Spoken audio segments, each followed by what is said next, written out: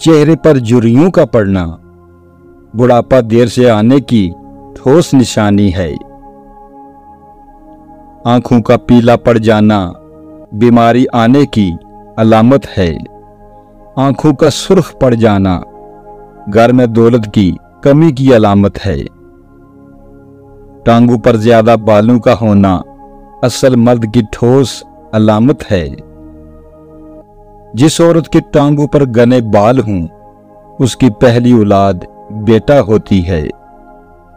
घर में शीशे के गिलास का टूट जाना घर में नहुसत आने की अलामत है।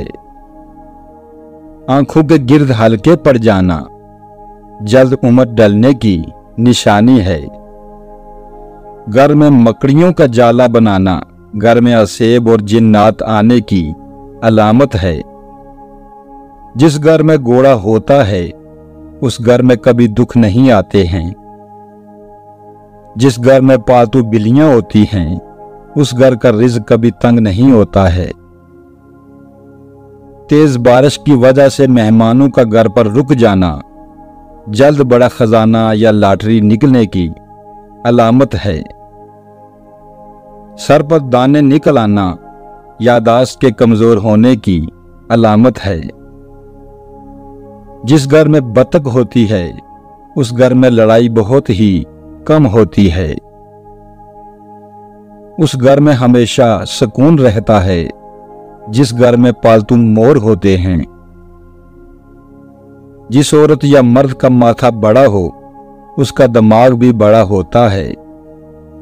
जिस औरत या मर्द के पांव बड़े हों उनका दिमाग कम होता है।